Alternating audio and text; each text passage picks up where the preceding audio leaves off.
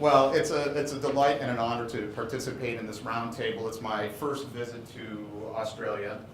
And as you know from the biography and from the introductions this morning, as you listen to my accent, you know I'm not from around these parts. So reminds me, as I launch into this keynote workshop with the hour or so that I have, there's so much information I want to share with you.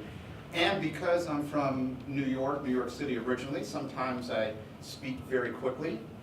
And having done my PhD at the University of Manchester and my doctoral supervisor constantly reminding me that I don't speak English, that I speak American, if I get going too fast, just raise your hand and I'll slow down. So what I'd like to do is just quickly go around the room. I'm assuming that I'm not the only one here who looks around and sees a lot of strange faces.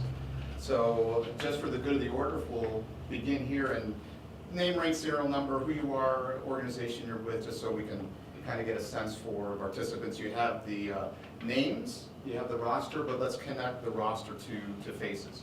So John Williams, I'm from represent the Queensland Government Department of Science, Information Technology, Innovation and the Arts. My interest is all things digital from Gladstone North and stuff. Doug Hayler, I'm the Regional Director of the Department of State Development, Infrastructure and Planning here in North Queensland. My job as state government is to make things happen. It's an easy one.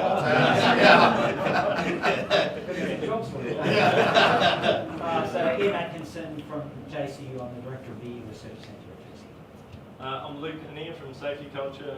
We employ computer science students mainly for development of workplace health and safety software. And I've got to apologise to my colleague John Bruce Smith, who didn't know what he was coming to today, so I've just dragged him in from Sydney last night. Stuart Padman, Director of Planning and Development at Townsville City Council. Andrew Scoop, General Manager of Operations for the Great Barrier Reef Marine Park Authority, which is an Australian government institution created to look after the Great Barrier Reef. Jane Scowcroft with JCU, I'm Manager of Web and Social Media. Recently, but before that I was in the startup community in San Francisco. I'm Mark Franks. I'm from the Cairns Institute, which is a part of JCU. I'm the Professional Development Training Manager. So the bridge that Robin was referring to earlier on that connects universities with government and commerce, I'm one of the planks in that bridge. As I've been told very often, I am a plank.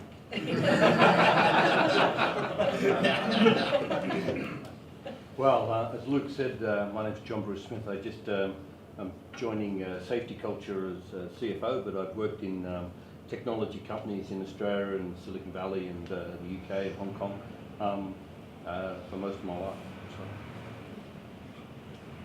My name's Tony Ireland. I stand to gain most out of this conversation. I've got a few companies in town. We sell trucks, forklifts, cars, used cars, parts service, all those sorts of things, but I've been involved in many community groups for 30 years in the Townsville region. I'm Stephen DeJersey, Stephen DeJersey Architect Proprietary Limited, and we've got a small practice doing lots of private commissions, but we also take a very active interest in the arts community and the local built environment. Ryan Daniel, I'm a professor at James Cook University. Very interested in today because my current focus and a big project is working with Townsville City Council in the economic development area, looking at how creative industries and creative business contributes to the growth of this city as a regional economy. I'm Dominique Boucher. I'm born and educated in France. I live and work in Denmark at the university.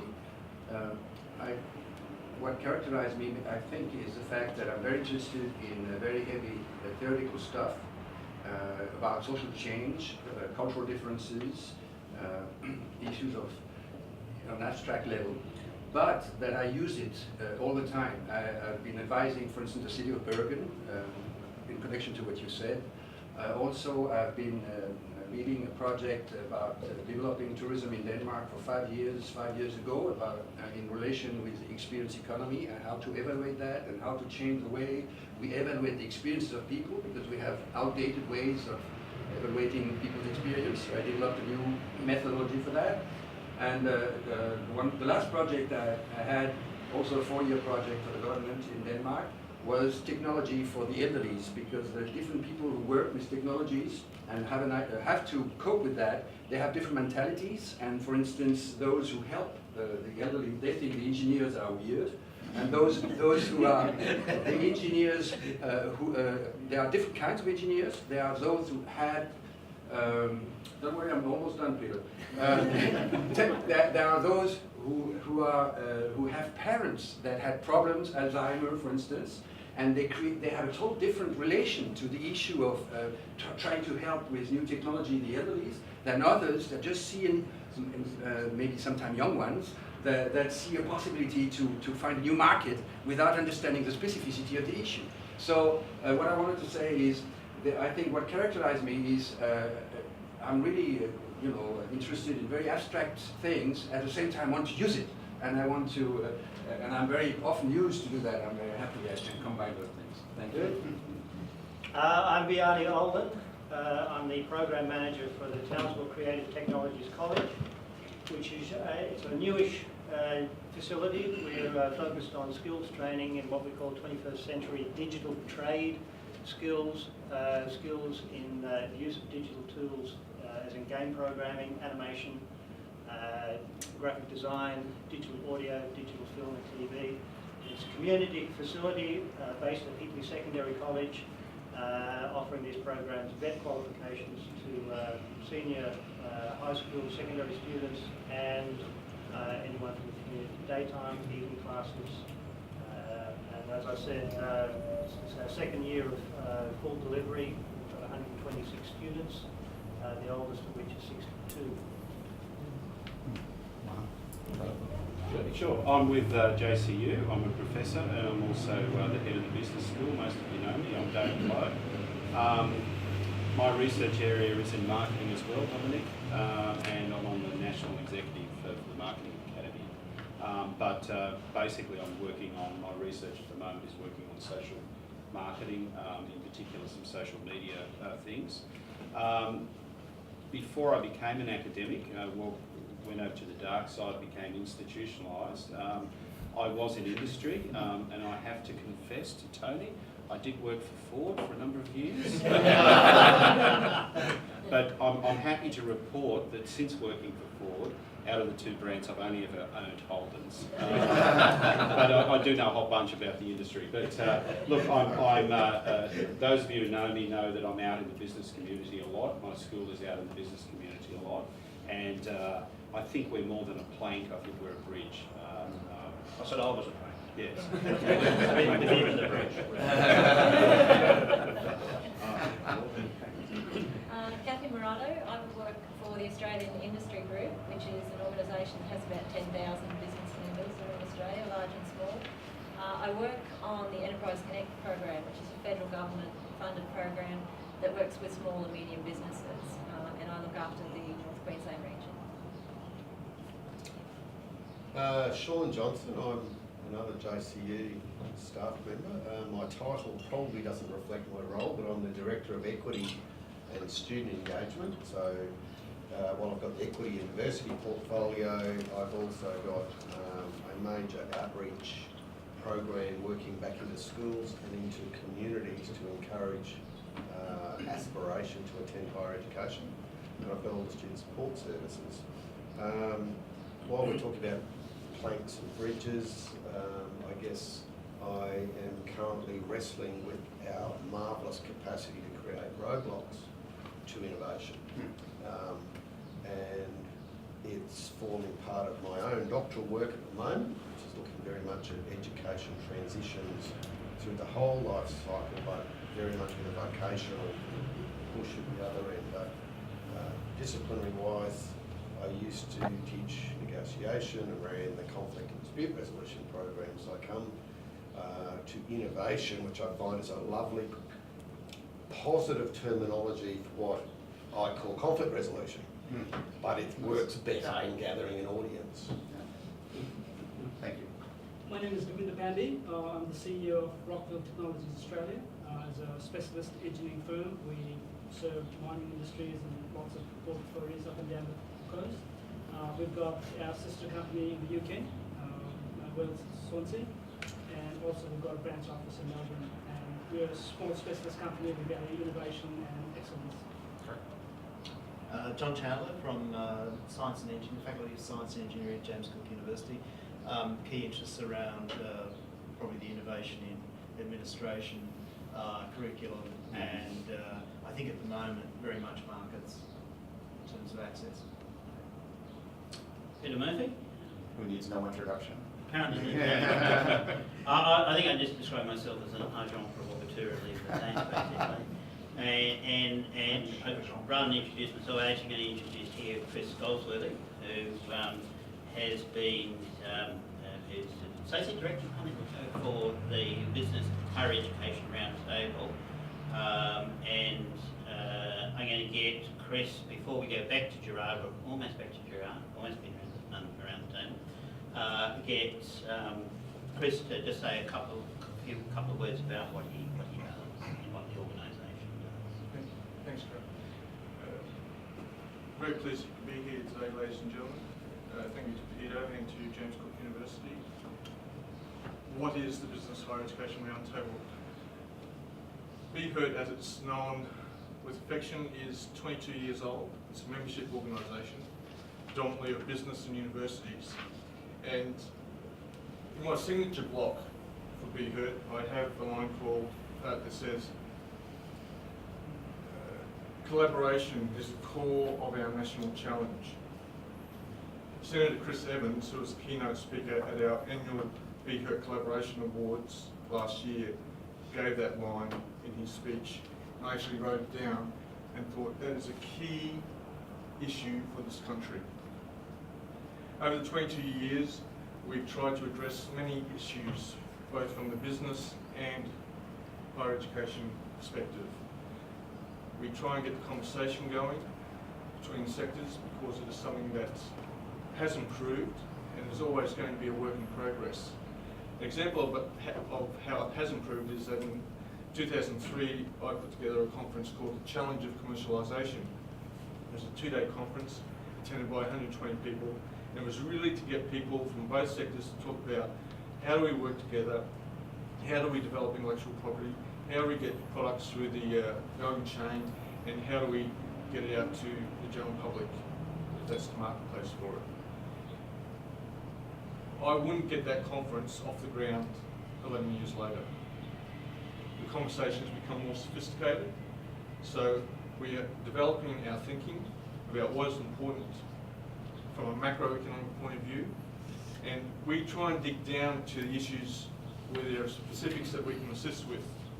Examples of that, just from my own timetable this year, or the last couple of years, is I put together forums for Central Queensland University on mining and the uptake of ICT in that industry. Very important. You hear about driverless trucks. That is only the tip of the iceberg. Eventually mining, and you know more than me, may become an industry that is totally robotic in 10, 20, 30 years. Earlier this year I put a forum together with the Australian Business Deans Council and Macquarie University on MOOCs. What are MOOCs? Some of you may not know. Massive open online courses which have been taking the world by storm for 18 months.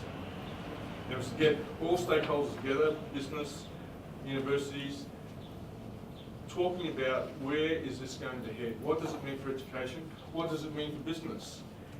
And I attended a lunch recently with the Institute of Chartered Accountants Australia, and I asked an academic at that lunch, would you take a graduate who had done a series of courses through MOOCs and have been accredited, and they will get to that stage, or would you take somebody from an institution who had done a block degree? Who would you take? The academic said I would take that person that had done a series of certifications, accreditations, and perhaps had work experience to back that up, rather than Australia, a university graduate. Very interesting situation that is developing and will continue to develop. ICT, productivity, creativity. What does creativity mean? I had breakfast with Peter this morning. I'm a former dancer with the Australian Ballet. I'm now in business and education. Creativity is subliminally, subconsciously in me. But you ask Joe Blow out on the street, what does creativity mean? 90% of people say, oh, an artist, a singer, an actor, a painter. Why not a businessman? Creativity, thinking, capital allocation, resources. How do you apply limited capital to get the greatest return? How do you marshal your human capital? The lateral thinking, the creativity that goes on within your employees every single day to drive the productivity agenda. Why is productivity important? Because if we don't improve our productivity, in 30 years' time, Australia will be a third-ranked country. That is not an overstatement. You look at our infrastructure. So it all comes back to working smarter, not necessarily working faster, but using our resources in the most creative way that feeds through the value chain and drives the bottom line. And I don't mean dollars is not the only thing about the bottom line. It's a sense of well-being, it's social equity, it's cultural development. All these things play into the bottom line. And that's what BHERT's role is. We can't be experts across everything because we're a very small organisation. And the abstract is very difficult to grasp at times. And that's why forums like today are very important. So I hope you get some value out of today. I'm very looking forward to taking notes and getting my own thinking going. I'm working on a publication at the moment. It's about collaborations. And it's taken some of our previous award winners and going through what is the essence of collaboration, what makes it work, what doesn't make collaboration work. When you haven't got economies of scale like America necessarily, we have to think outside the envelope. Where there's a square, can we put a circle around it? Thank you. Thank you, Chris. I really appreciate the platform that you've set for me in terms of the question, what is creativity, and not putting it inside that arts box, but as a way of thinking. In fact, I would say that when you look at thinking, the highest level of human thought is creativity. And if you look at human evolution, when you compare us to other species, we're pretty frail, right? We're not terribly fast. We can't fly. What enabled us to survive is our imagination. So creativity, I would suggest, is an adaptive skill. It allows us to change to the conditions of the environment. And so the focus for our conversation today is how do we begin to master this complex form of thinking. A little bit of background in terms of the program that I direct at the International Center for Studies in Creativity. I take a very applied approach to creativity because of our founder. His name is Alex Osborne. He was a founding partner in an advertising firm called BBD&O, multinational advertising company located in New York City. He believed 50, 60 years ago, the pioneering thinker that he was, that creativity was essential for success in businesses. In order to remain vibrant, in order to sustain oneself, it's important to apply imagination.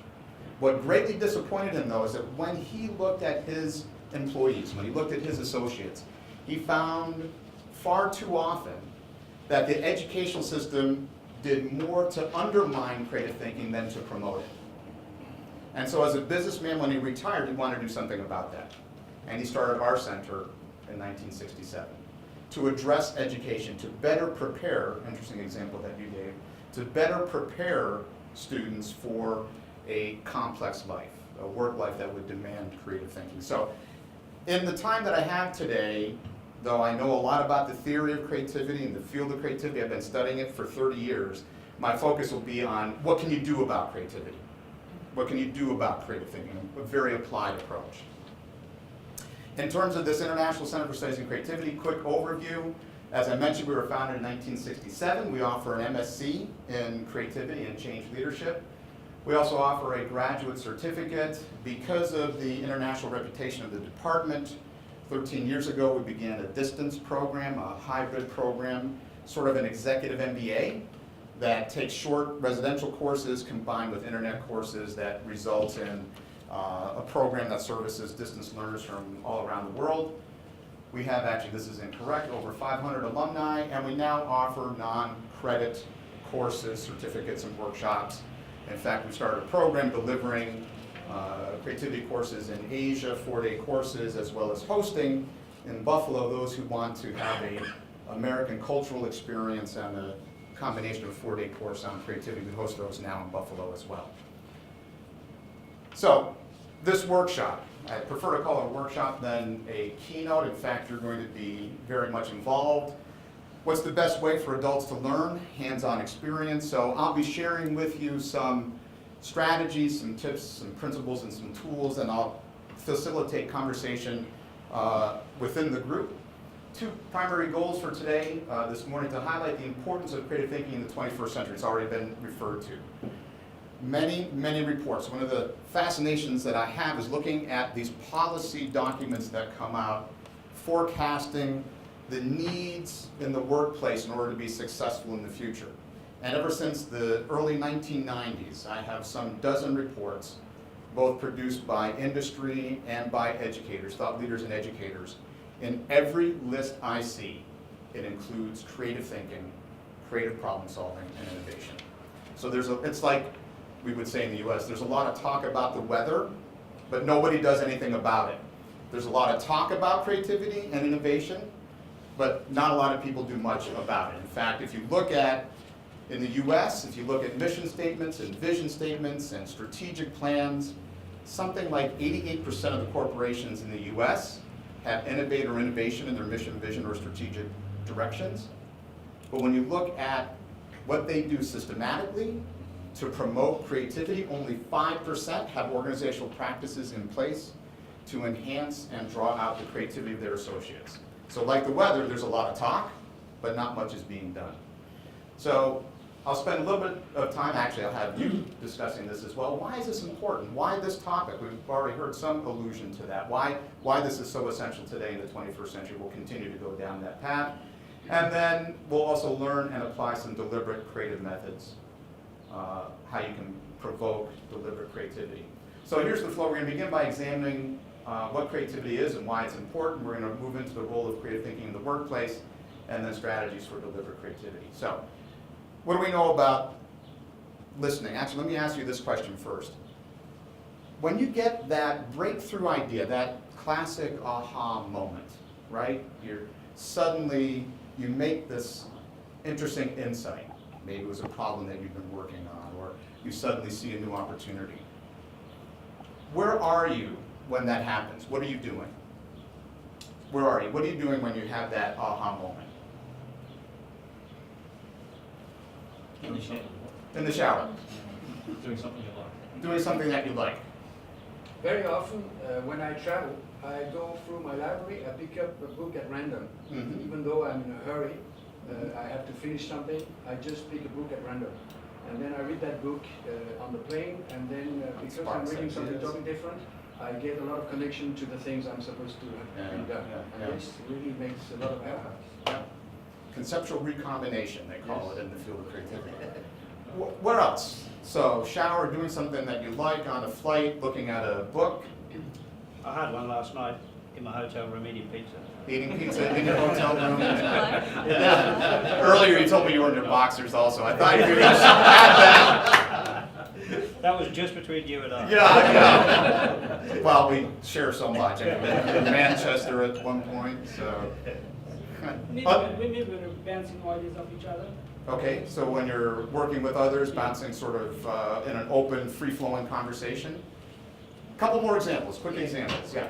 Quiet moments moving between contexts. So moving from one context to another and having a quiet moment, and what you do is you're actually connecting things before you get to the next thing. Yeah. And that's where. Good. Sometimes discussing a problem with someone gives you the answer to a completely different problem that you haven't realised earlier. There's a real thing among these three comments that is extremely important. It ties back to the roundtable discussion we had around transdisciplinary thinking, which is when you start to cross domains and you cross-fertilize, it forces a kind of lateral thinking, which often sparks new insights. As opposed to digging the same hole deeper, you start to borrow and cross-fertilize, common among the three comments there.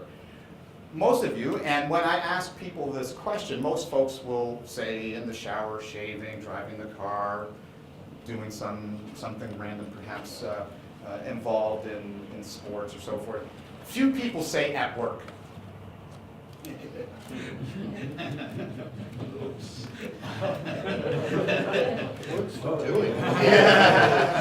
Speaking of productivity, few people say at work. So we're not going to dig into this too deep, but let me share with you a little bit about how the mind works, and we'll use listening as an example in terms of how the mind works. The sad truth of not digging too deep is, in fact, why we're all laughing. Stupidity of it all, isn't it? Well, here's sometimes I'll mention something very quickly about this. Activity, when we're engaged in activity, we're not always thinking. So what creativity requires is something that's called idea time. Time to reflect, reflexivity. So one of the reasons why we have these breakthrough ideas is that our mind is able to do something called mind wandering. When you're involved in an activity, your mind, especially if it's a complex activity, it's difficult for your mind to wander, to explore, to think laterally. So, and in fact, some statistics around listening, since you all will be listening to me, I thought it would be fun to share this. When someone is delivering information, as I am doing now, about 18% of you are actually listening to me. It's natural, not You're one? Thank you. You may be the only one. What did you say? 25% of you are in a happy place because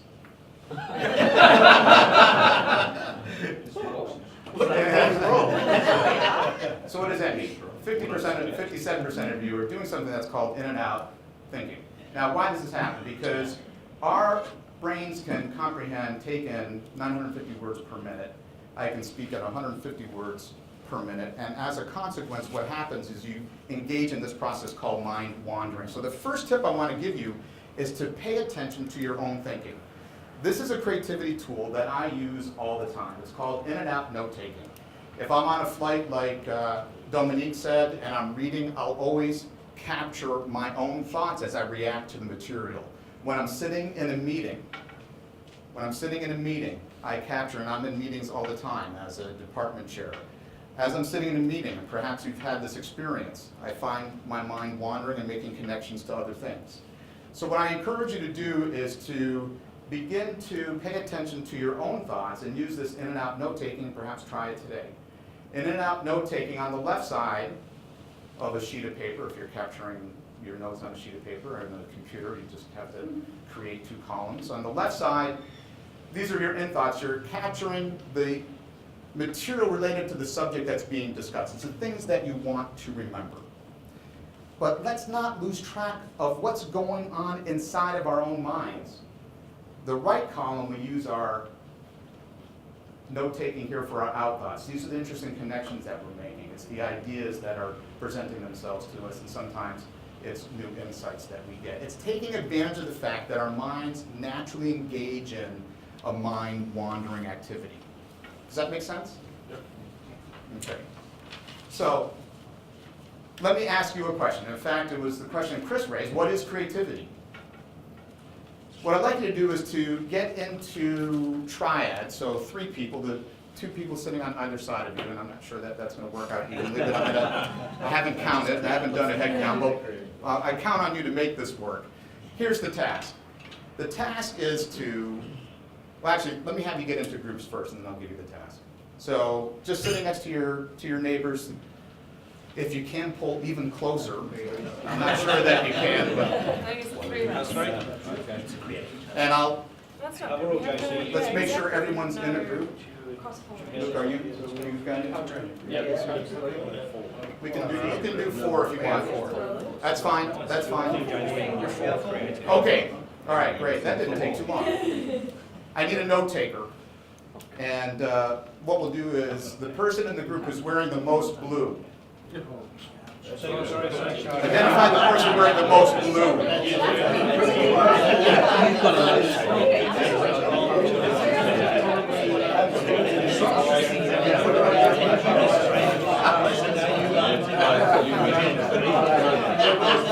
Now, interesting, this is taking a lot more discussion.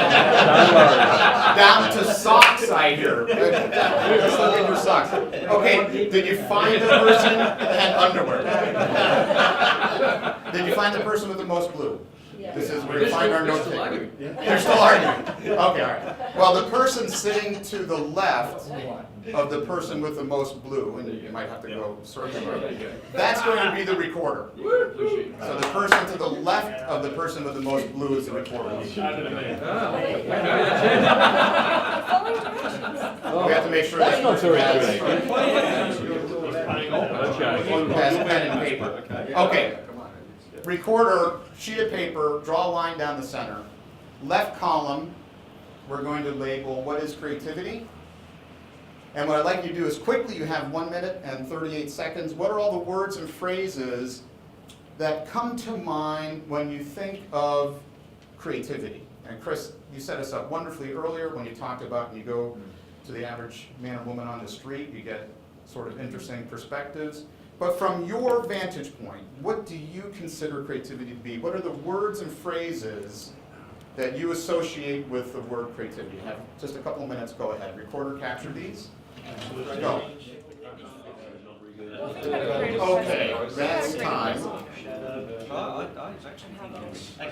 All right, so we'll be doing this a number of times. I'll ask you a question, something to think through. Then I'm going to ask for some examples so that we can share across groups, so that we can gain some insight from others. Not going in any particular order, just doing this randomly, just shouting out if you would. What were some of the words or phrases that you connected to this concept of creativity? Unique. Unique, good, thanks. What else? Thinking. Thinking. Thanks, Ryan. Combination. Combination. What else? Constructive conflict. Constructive conflict. Fun. Intelligent design. Fun. Intelligent design. Necessity. Necessity. Improvisation. Improvisation. Perspective. Perspective. All thoughts recombined. Combining thoughts, recombining thoughts, or old thoughts being recombined, yeah. Sharing. Sharing, yep. New. New. Curious. Curious. Alternative. Alternative. Trailblazer. Profit, yeah. Ingenuity. Ingenuity. Out of the box. Out of the box. I'm sorry, you said Trailblazer. trailblazing. Rerouting. Okay, sorry, say it again. Rerouting. Rerouting. And what was the one over here? Collaboration. Collaboration. Persistence. Persistence. Wow, these are wonderful terms. These are very productive terms. Good. I'm not going to examine your list or give you a grade for this, but the ones that you shared are very much on target with how we conceive of creativity. So let me push your thinking further. So if creativity is outside the box, if it's recombining, rerouting, finding alternatives, being curious, if it's about sharing and collaboration, let me ask you this question. Why is this important? Why is creativity important? Why is it important to you? How is it valuable for you? Now, I asked the person who is the scribe to create 2 columns. The left column was reserved for what is creativity. In the right column, and I'll give you 2 minutes again, why is this important? This is why we've gathered today in this roundtable to explore this topic. Why is it important to you? How is it valuable for you, for your organizations? Right? Give you a couple minutes to do that. Fill in that right column. Go ahead.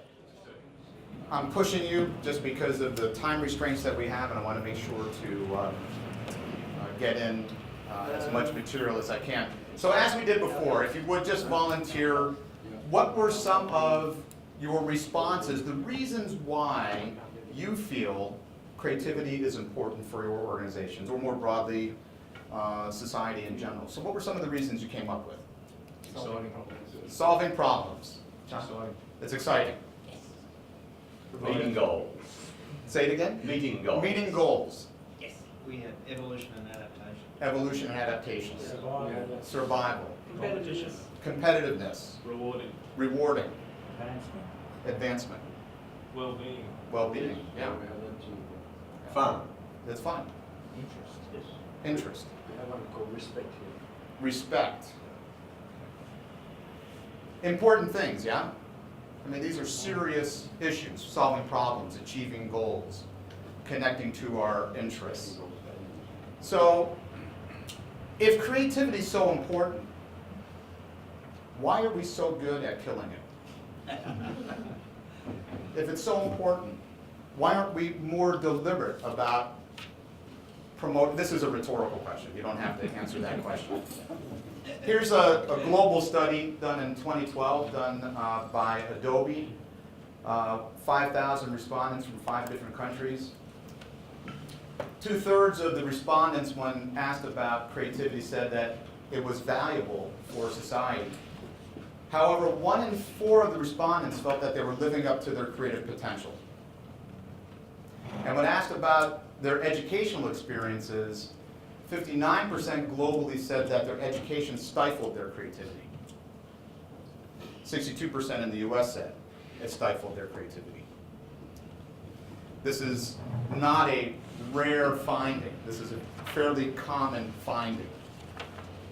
So if it's important for problem solving, for survival, for adapting, for driving profit, for well-being, why is it that we're not more effective at facilitating creative thinking? It's a risk. That's right, it's a risk, yeah. This is a study done by the Society for Human Resource Management, sponsored by the Conference Board in the US a couple of years ago. When HR managers were asked, when you look for a new hire, a new recruit to join your organization, what are the most important skills that you're looking for? They analyzed this data and they came up with what they call the 14 applied skills. This is the list of the 14 applied skills. Now I have them ranked in a particular order because when asked, let's say you find an interesting recruit, but they're deficient in that skill you're looking for, these 14 applied skills. If they're deficient, are you prepared to train them? Are you prepared to train them up in that skill? I have them ranked in this order because creativity was the skill they were least confident in being able to train. About 70%, so 68.6% of the HR managers said, this is really, really, really important, and gosh, if we hire someone and they don't have that skill, we're not sure what to do about it. We're not sure how to develop that skill. So this creates sort of a perfect storm in my mind. It's in demand by organizations and in society. Creativity is in demand. It's viewed as a necessary professional skill in the 21st century, yet our educational systems and practices seem to be undermining it, and organizations aren't sure how to develop it. Do you believe everybody has the ability to be creative? I do.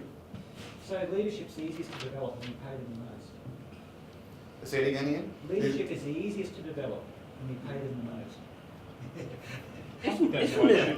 Aren't those answers biased because of who you're asking? You're asking HR managers who are not known for creativity. Could be. You might need to take the sample in there. If we hold the fact that as they interface in terms of finding the talent for organizations and they're representing the interests of the organization, I think it's... May I comment on this? Very often, the problem when we do surveys, I'm sure a lot of you are aware of this, but I just cannot help, I think it should be said, that if you look into the concepts, people assume that we are answering the same. But in fact, as Gerard, you like me to say it in French, Gerard said, when we see a concept, our mind is wandering, and we have a totally different perception of those concepts. So, for instance, professionalism, for me, include, of course, creativity and leadership. When I see professionalism, leadership, and also depends on what I'm referring to. And in the same way, in different parts of the US or in different parts of Europe, people will connect in different ways when they translate those words into their own languages and their own traditions, whether they are Catholics or Protestants. It will make a difference.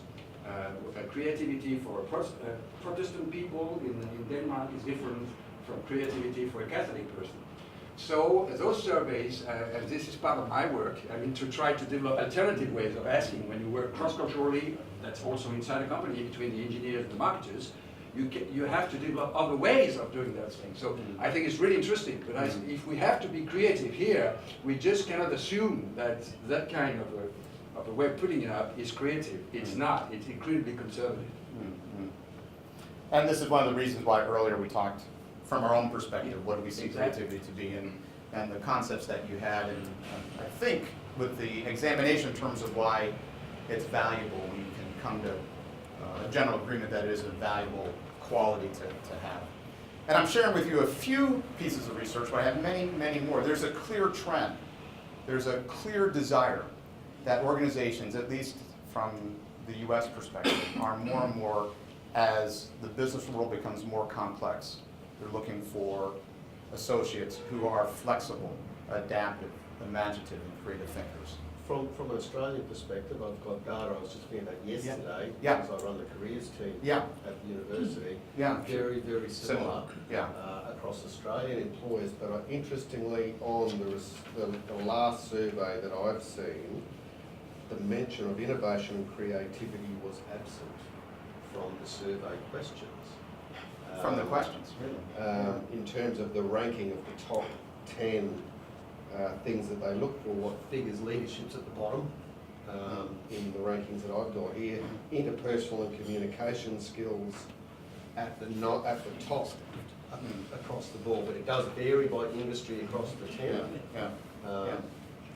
So you see some fairly close trend. trend in Good. there. Teamwork's about Yeah, on good to about know. the same Well, I level. appreciate that. Yeah, I don't want to make assumptions that the same results we see in the US are similar here, but thanks for sharing. Let me share with you a few concepts, a few conceptions of creativity, then we're going to move into exploring some methods and strategies for creativity. When I was doing my PhD, this is a definition that I came across that really struck me. This view that creativity is the ability to modify self-imposed constraints. Do a lot of work in organizations, and often when I ask people what stops you from being creative, the response often is, it's them. They're the reason. They're the reason why. Now, we're going to talk about leadership and environment later, and certainly that has a profound impact, but we also have to recognize how we get in our own way, our own self-imposed constraints. So what are, not confessing, but thinking about other people, what are some of the things that you see get in the way of individual creativity? What do we do to ourselves? What do individuals do to themselves? Fear. Fear. Face Fear of failure is a big one, yeah. Not wanting to be wrong. Yeah. What's another? A specific type of fear, which is anxiety, which is fear of the unknown, fear of the new, and creativity or innovation or problem solving generally has a component of the unknown. Yeah. And psychologically, we have to deal with the unknown, but we're also anxious about Yeah. it. In the field, we call it a tolerance for ambiguity. Yeah. Because as you move into novel problem solving or innovation, there's some degree of uncertainty, and that's a bit uncomfortable. We're also in conflict, I think, with our basic need to feel like we belong. If we step too far out, or if we show example of being other than, we are reminded, very embarrassingly, that we don't belong. Yeah, we have this interesting conflict that is a result of our evolution. We have a conformity bias because we need a sense of belonging. We impose rules and regulations. And we self-impose sometimes. They're not really there. That's an excellent point.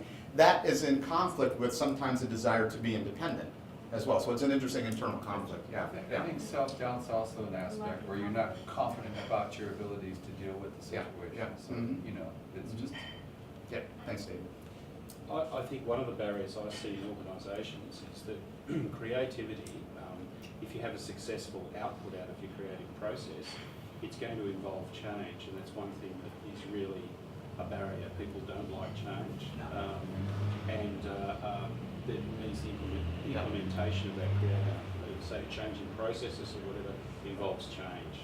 Even more difficult, because it's often an idea, an innovative idea that initiates an organization, then we build systems around it, and then it becomes, as those systems are created, more difficult to then introduce new change. Yeah. Dominique? Could I say outdated accounting methods and outdated evaluation methods? As for instance, the way accountants take into account things that are no longer the most important ones. One of them being measuring profit in an outdated way. Sure. Or in the universities, the fact that so many wants to publish in a journal that within 5 years will be forgotten because it is now kind of the success criteria. Courteous, is that what you say? Courteous way of, and then science is not there, but everybody trusts everyone. No, that's a good example. Let me share one more example with you because it didn't come up. Now, Peter tells me that that this group would really enjoy complex math problems. Is that true? No? All right, this is not that complex. It's a simple addition. I'm going to ask you to give me the sum as we go along. So we're going to be adding a column of numbers here, but just to make sure, like when you go to the eye doctor, that you can see this. Can you say out loud in unison the number that's on the screen? That number is? 1,000. 1,000. All right, so simple addition. Give me the total, give me the sum as we go along. So the sum is? 1,040. Okay, the sum is? 2,040. The sum is? 2,070. Great, keep going. The sum is? 3,070. Sum is? 3,090. The sum is? 4,090. And the sum is? 5,000.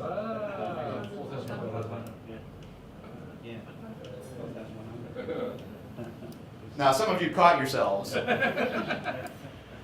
Now, you didn't say this, right? It was the neighbor sitting next to you, not you. But the neighbor sitting next to you, when we got to adding in this number, said what? What did you hear? 5,000. Now, I've been doing this for 23 years. And about 99% across, doesn't matter the culture, except with a group of the top 100 from a European bank that's now in a whole lot of trouble. They said 6,000. Now, they may have been counting in euros. I don't know. It could be, but it was scary. I had never heard that before, but a lot of them said 6,000. Optimists, yeah, they're optimists. It's always increasing. Most people say 5,000. It's because of habit and patterns. That didn't come up when we talked about self-imposed constraints. Now, this is another phenomenon, another internal conflict that as humans we have, is that we strive for efficiency. And efficiency means looking for patterns and things that are repeatable. And when something challenges that, a piece of novelty, we try to force it into our existing pattern. And the pattern that I put you in was we were working with the thousands place and two-digit places of 1,000 and tens until we get to this. Now, there's a new piece of information, which is the hundredths place. And it didn't fit the pattern, so what did your mind do? It forced it to fit the pattern. And how long did it take to create that? Seconds, right? Seconds. So the rhetorical question is, what are the habitual ways that we've gotten into thinking in our organizations, in our professional practices, that prevent us from seeing and dealing with novelty effectively? Rhetorical question. I got a quick question for you, though, because creativity and innovation, though, is just not about novelty. Because patterns are very powerful, we need them, they're extremely efficient, they really work for us. And it would seem to me the trick is actually not to dismiss patterns, but to be very good at creating new patterns and new habits, and then also being prepared to dispense with them when they stop working. No, I agree completely, and that the concept that I would tie into that is it's a yes and. Yeah. It's a yes and. It's yes and. Yeah. The other reason why I like this definition of creativity, the ability to modify self-imposed constraints, is this word ability. What does ability imply? It implies three things. All people are creative. David, you asked me that question. Do I believe? Yes, I do. You cannot exist without using your imagination. We tend to think about creativity, unfortunately, many of us only as eminent or big C creativity. We don't think about everyday creativity. Creativity applies to what we do in our everyday lives. This is not just a skill applied in the professional arena or to those who are eminently creative. Being able to use our imaginations to solve problems, to adapt to change, to look at a situation from a new perspective is something that all humans can do. So it's an ability that we all possess, but to varying degrees. And because it's an ability like all other abilities, what do we know? It can be enhanced, it can be developed. So, how many of you have ever played a musical instrument or play a musical instrument? Yeah. How many of you have been involved in sports or currently involved in sports? How about a hobby? Okay, so everyone raise their hand at least once. How do you develop mastery in any of those areas? Practice. Hard work. How else do you develop mastery? Go to someone who's better than you. Go to someone who's better than you. You get coaching, find a mentor. Model. And you look at people who are better than you, and then someone just said the S-word strategies. YouTube. Say it again? YouTube. YouTube, yeah. Yeah, learn from someone else, yeah. Dominique? Let go. You know, Let go of your feel that you just let find go. the flow state, Yeah. the flow state. Yeah. Everything we just talked about is also true for creativity. There's 70-some research studies. It's the reason why we exist at Buffalo State, a study done some 30 years ago, that demonstrated you could practice deliberately, get instruction, and learn to improve your creative thinking. I'm not that good in English. Maybe I should have said to dare instead of let go. Yeah, You know, yeah. To dare. To let yourself Yeah. go into the moment. Yeah. So we know it's an ability that can be enhanced. And as I said, there's 70-some research studies that have looked at training programs. The most effective programs are like the programs in Buffalo that focus on cognitive strategies, teaching people cognitive strategies, which I'm going to share a couple examples with you of cognitive strategies. Most widely accepted definition of creativity, Peter, you just alluded to novelty, originality. The other part of that definition is value or appropriateness. This is where patterns come back in. So how do you take something that's novel and put it into practice? Innovation builds off of creativity. Innovation is the successful introduction or commercialization of those new useful ideas. So innovation doesn't happen, I would argue, unless you've got some creative thinking that's occurring. And creative thinking supports the entire innovation process, including implementation, because part of the challenge when doing something new is how do you get others to accept it, which sometimes requires creative thinking and imagination to gain buy-in. So I see creativity influencing the entire innovation process. When we think about producing, and I'm going to go through this very quickly, I could spend an entire day talking about this, but when we look at creativity, there are three fundamental elements. There is the person, so we can study the traits, attitudes, and skills of creative people. The process, that's the kind of thinking that we engage in to produce imaginative outcomes. There's the environment, which surrounds the person and the process. And some really fascinating research in this area. I wish I could go into it. But you can hire a highly creative person. You could create procedures and processes that help to engage and facilitate their creative thinking. But if they're in an organizational environment that's not supportive, don't be surprised. You won't get much by way of creative outcomes. So more and more research is looking at the context. So the soil, if you will, the surrounding climate. When all three work, think about this. It's pretty tricky. When all three work, when you have creative people engaging in an effective process, an environment that's supportive, then that interaction leads to a new product, which could be a theory, a solution to a problem, ideas, new services, inventions, and so forth. And when they get adopted, that's when we create change. That's when we get social change, personal change, or innovation. What I want to focus on is the process. Share with you a couple cognitive strategies that have been proven to enhance creative thinking. But I wanted to share this model with you to tell you that we're just looking at one little piece of creativity in terms of process. And in that, we're not even going very deeply into process. So the creative process, if you strip it down to its fundamental elements, no matter whether it's writing a song, creating a sculpture, developing a new product, solving a problem, when you analyze the stages of thought in the creative process, no matter the application, it essentially boils down to 4 areas. First, you have to clarify what it is you're working on. You have to understand the issues and the challenges. If you don't know what the question is, you can't get the breakthrough answer. So you have to first make sure you've defined what the challenges are and you're clear about the definition of the challenge, because if you framed it incorrectly, all of the thinking that will happen afterwards will be bad thinking. So we have to first get the question right. Is that Air Force jet? Then we move into the ideate step of the process. Here's where we apply our imagination to generate tentative solutions. Those tentative solutions then move into the develop step, which this is the hard work that you were talking about, Peter, before. Creativity is a lot of hard work.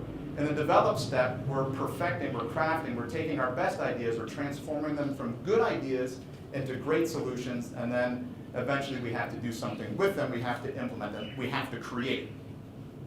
The heart of creativity is to make something manifest, to produce something. Notice each step of that process is represented by a diamond. This is something I want to spend some time talking about. Divergent and convergent thinking. This is the essence of the creative process. Divergent thinking, represented by the top portion of the diamond, is where we search for alternatives. We cast a very wide net. We engage in lateral thinking. Convergent thinking is where we focus our minds on what appears to be most promising, to converge. We come to a focal point. Divergent thinking is about diversity. It's about expanding. What led to the creative explosion in human civilization? According to some archaeologists and archaeological psychologists and evolutionary psychologists, it was the capacity for humans to take control of their own thinking, to be able to shift from divergent to convergent thinking, and to apply that kind of thinking as necessary to control our own minds. So when faced with a challenge, to be able to say, what are the alternatives? What else can I do? What else can I imagine? That's divergent thinking. Convergent thinking is when you shift your mind from, here's an interesting alternative, here's an interesting possibility, how might I make this work? So to go back to your question, David, are all humans creative? Chemically, we all have this ability to engage in divergent thinking. But we don't necessarily use these skills effectively. Imagine you're in a meeting. How many of you have ever been in a business meeting where you're there to solve a problem?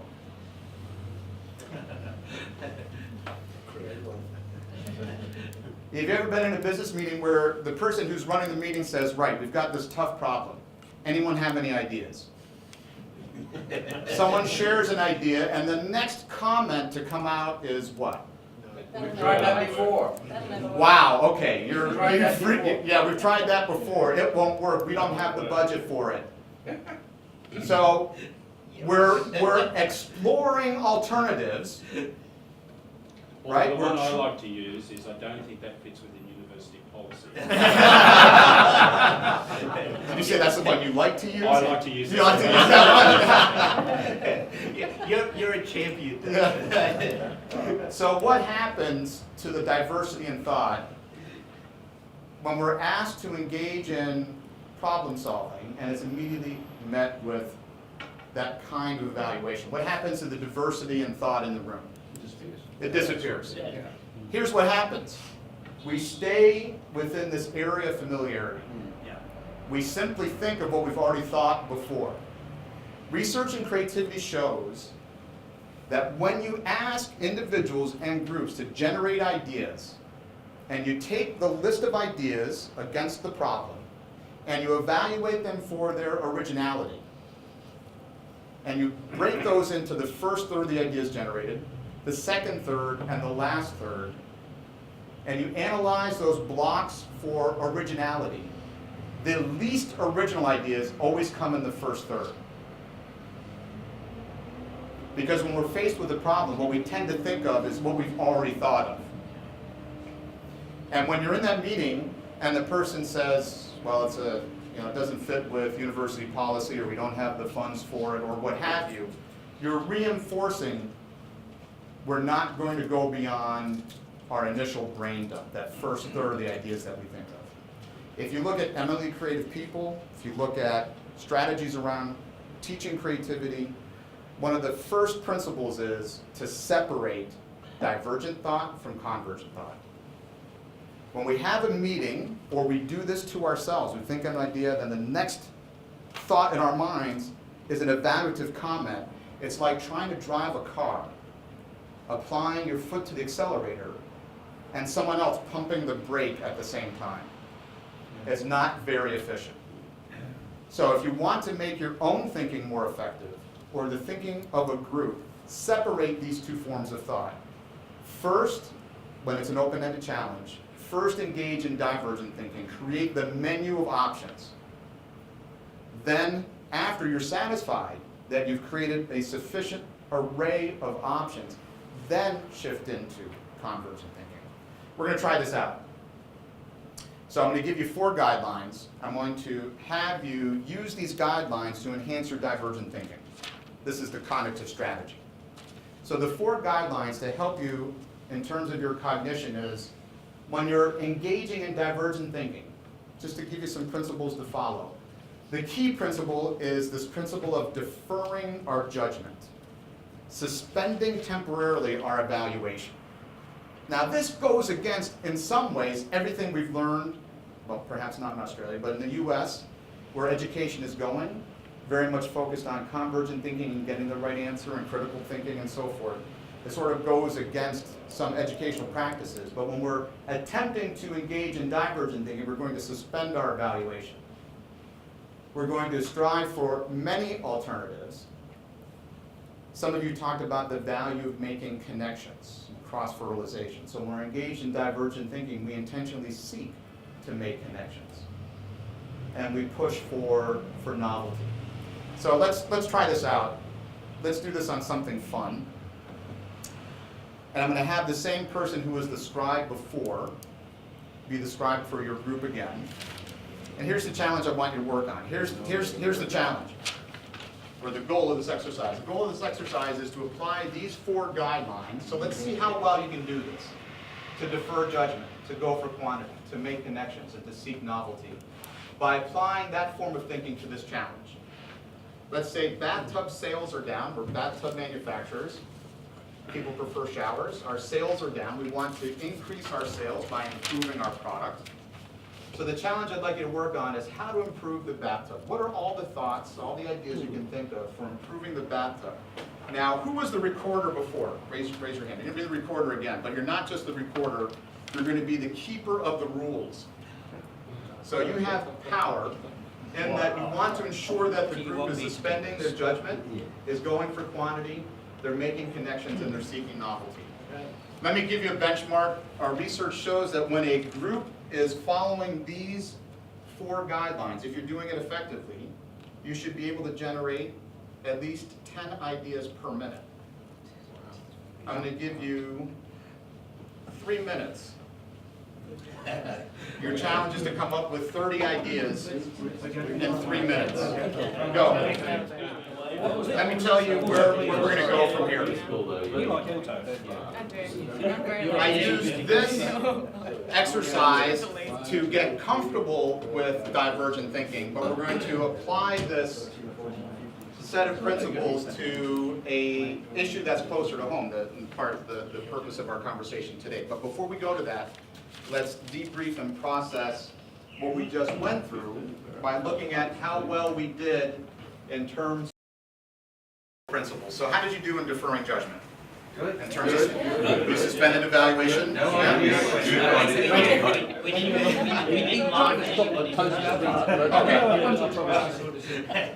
It was a hard habit to break, though, not to just chip in and Even if to say it was a good idea, Yeah. you know, to actually keep your mouth shut was quite a tricky. Well, yeah. Well, and that's an important point, Mark, right? Yeah. Yeah, is that we're suspending all evaluation, not just negative comments. Yeah.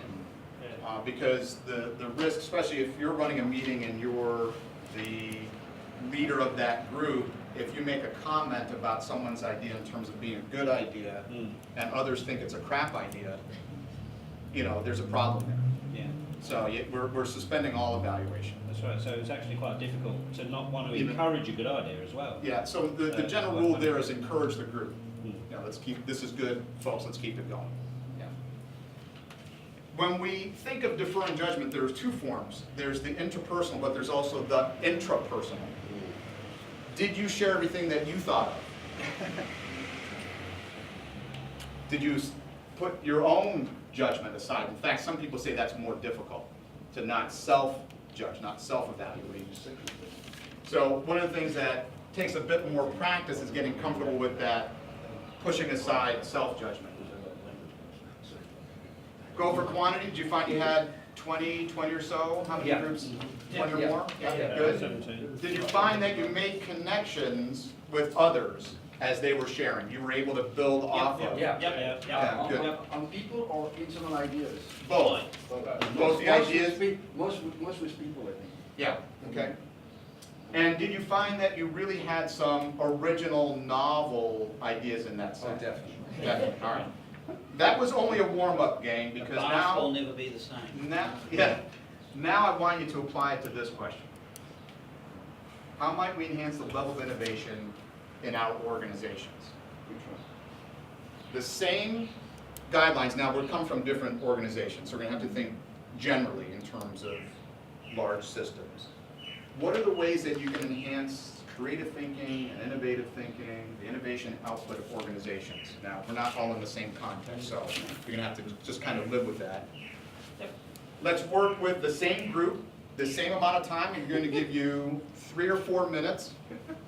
You're engaged in divergent thinking, so let me check your understanding. What are the principles we're following if we're engaged in a divergent exploration? Deferred judgment. Deferred judgment, yeah. Go for quantity, link, connect other people's ideas, and push for novelty. Okay, great. You've got 3 minutes. Go ahead. Same scribe.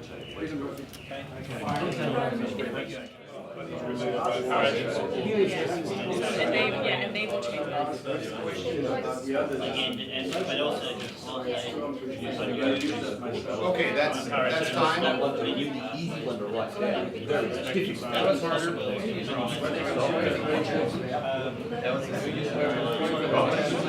was using.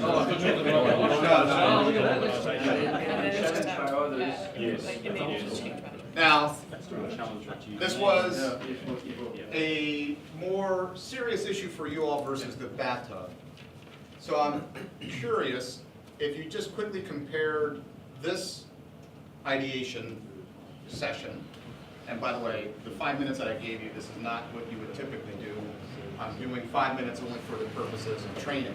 You take much more time, obviously, on a real issue. But what was it like working on this question of promoting innovation versus the bathtub? Can you make it was slower? Much harder. Much harder. Difficult. Harder, difficult. What made it slower, harder, more difficult? It's more serious. And a key. We're familiar with it. Not necessarily as defined. I mean, there was the bathtubs are very sort of. I thought this was more concrete. Yeah. The listing is more a phrase, and before it was one word, and the second list is a description. More of a description. So one of the things that we can take away, and we can take many things away from this, but I'll make one point. When is it more difficult to suspend evaluation? When something that's purely academic and fantasy for you, or something that's real that you own? When you relate to it. When you relate to it, it's much more difficult to suspend evaluation. So it becomes increasingly more important and valuable to use that principle so that we get outside of that area of familiarity and self-imposed constraints. Because self-monitoring will keep us in that zone.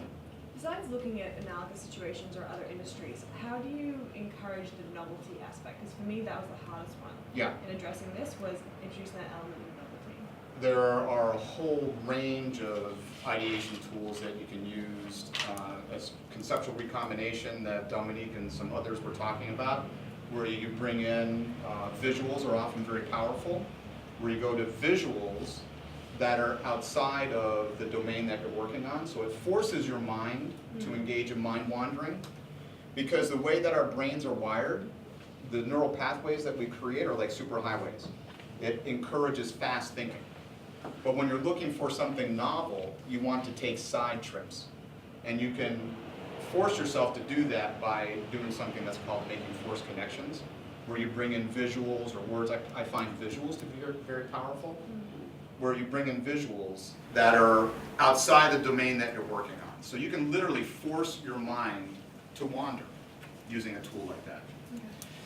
I've got just a few minutes left. Let me talk about the convergent side of this process.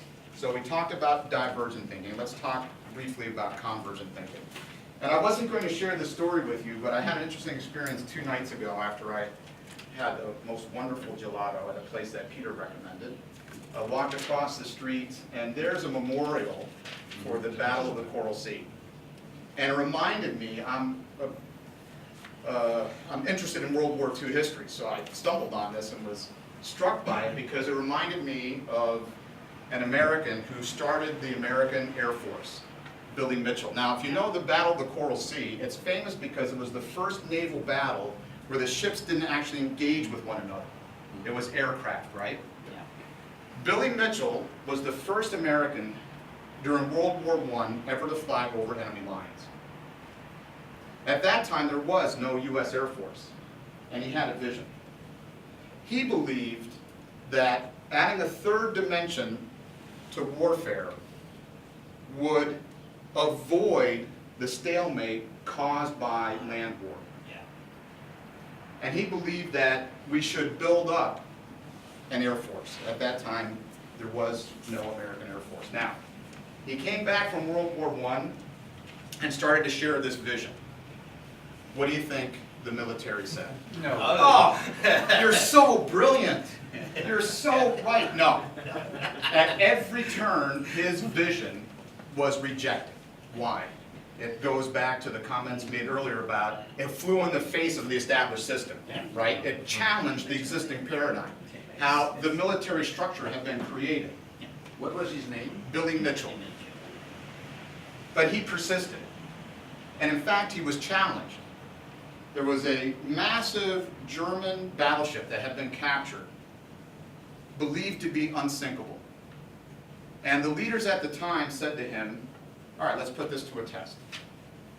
Let's see if you can, with your current airplanes, if you could sink this battleship. So this large party of dignitaries came, including government officials, 2 very delicate-looking biplanes appear on the horizon. They fly towards this battleship, they drop their bombs, and it disappears. Clearly demonstrates the value of this idea, right? So of course the military and the government embraced this idea. This was 1926. They embraced this idea afterwards, right? No.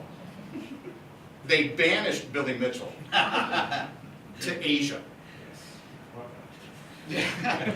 So he went on a tour and visited Japan.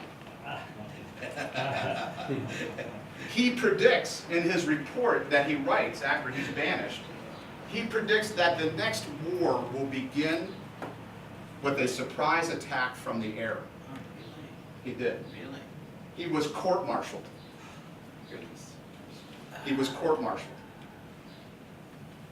Instead of accepting the outcome of the court-martial, he resigned. He resigned and began to travel around the U.S. promoting his idea. In 1936, at the age of 57, he passed away.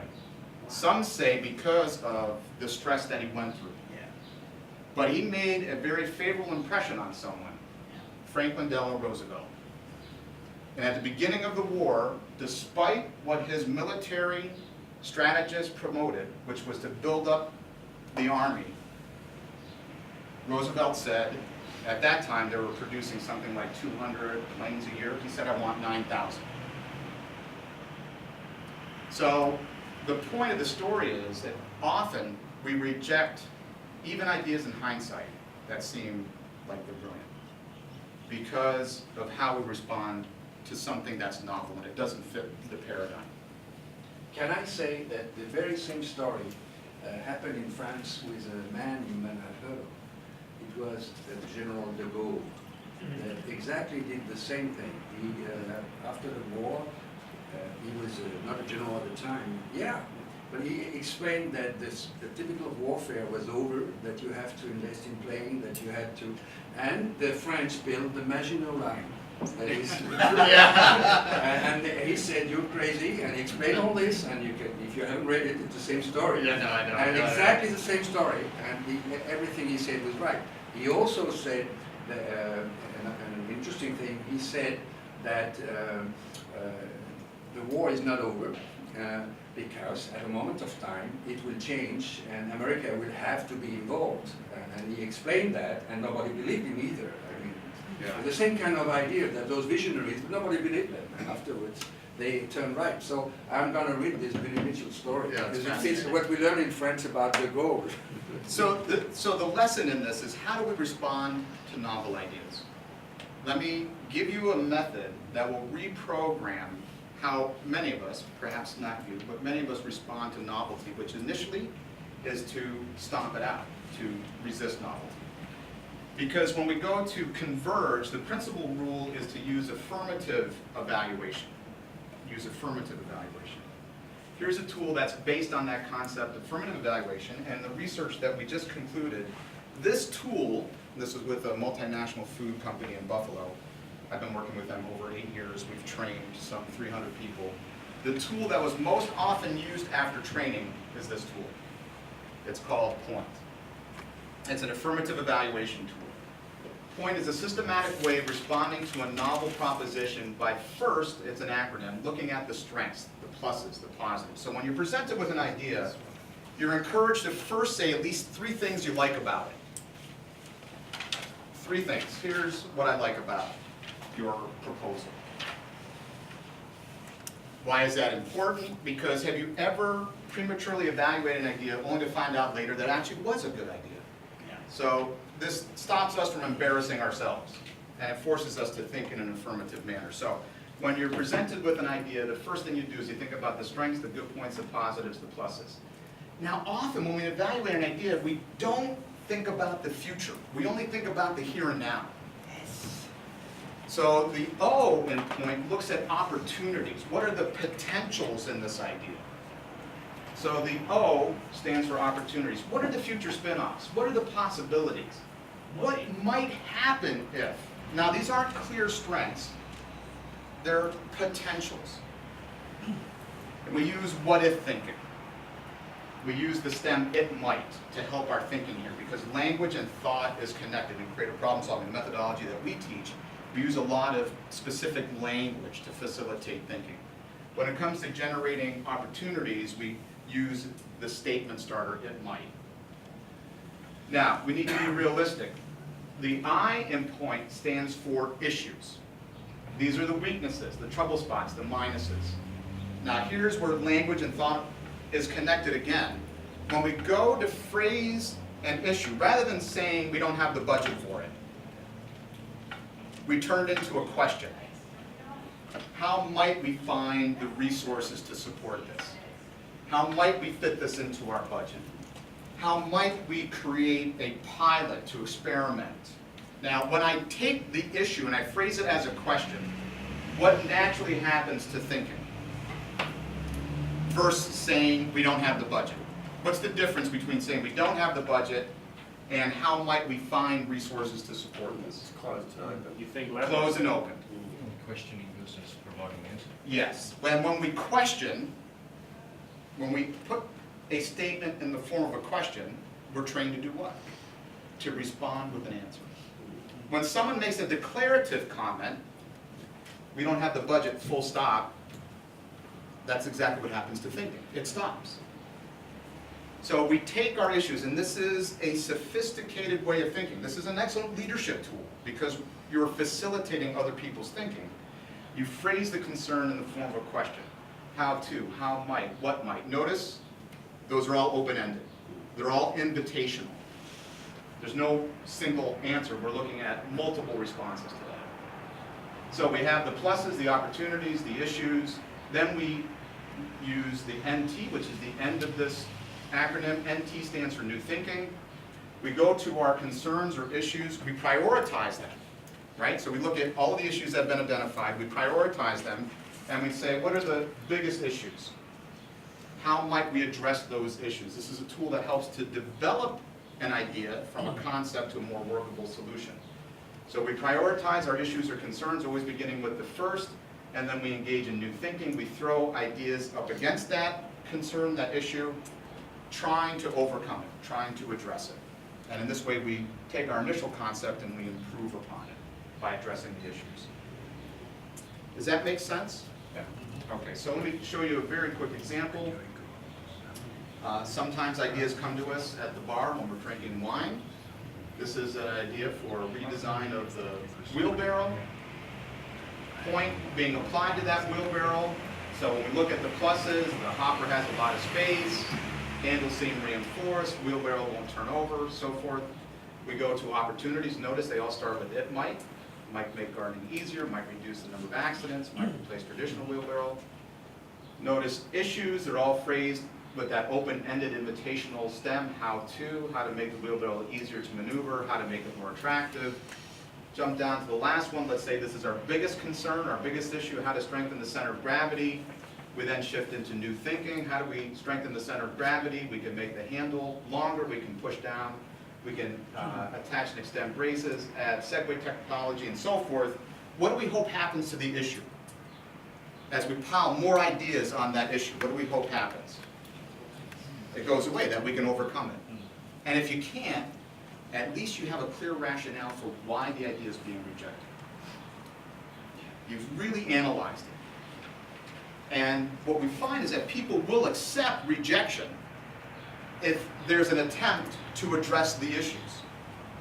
And they're involved in it. That's really important. So again, Point is the tool from a recent research study that we did that was most transferred after training. Here's some examples of all the ways these managers were using the tool. They used it to evaluate new ideas that were being proposed by their direct reports. Some of them were using it to provide feedback. So when they did like performance reviews and they were providing feedback to others, here's how they would give them the feedback. They would talk about the pluses first, then the opportunities, some of the issues that they observed, and they would then address together some of the issues that they observed. I thought this was a fascinating application of Point. It was used in a project management situation where they used Point to capture lessons learned after the project, right? So a project is over, rather than racing to the next project, you sit down and you do a hot wash, you do a debrief. Let's say you just launched an event or a new product or a new service. Capture lessons learned from that project by talking about, well, what worked? What were the pluses? What are some of the opportunities if we continue to pursue this or other projects like this in the future? What are some of the issues that we need to address or correct?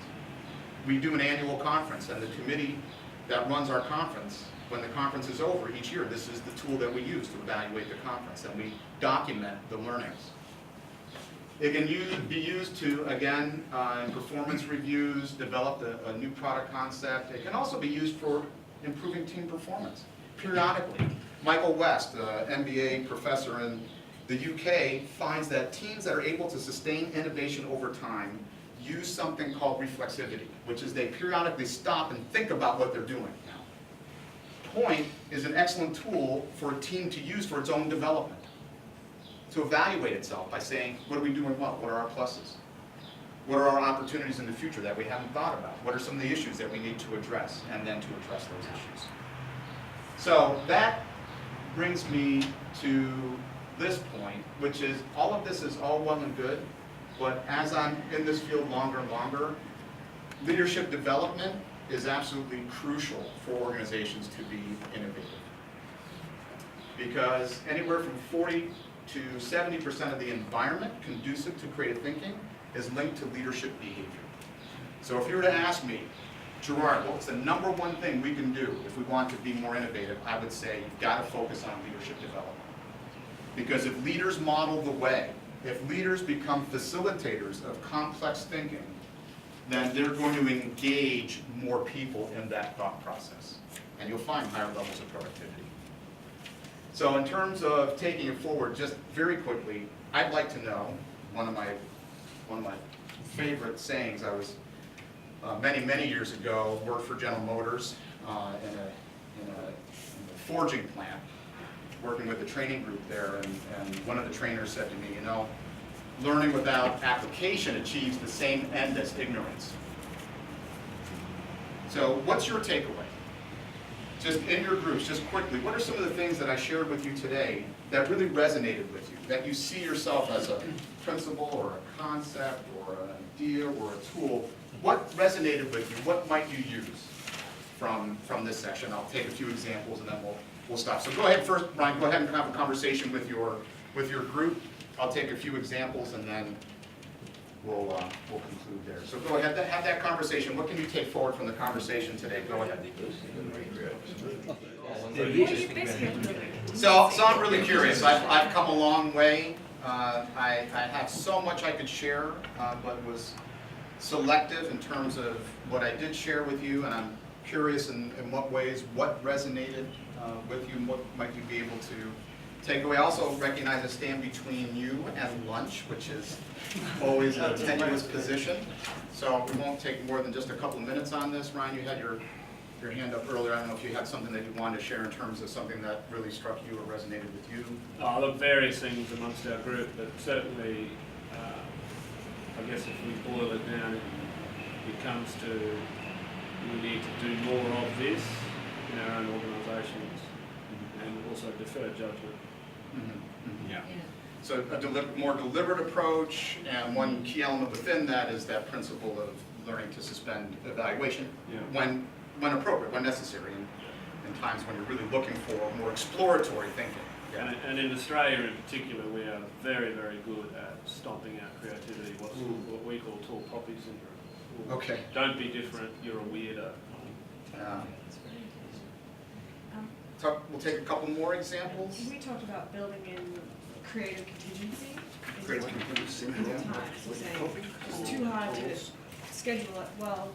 Actually, or it's too hard to force it and to fit it in and schedule it.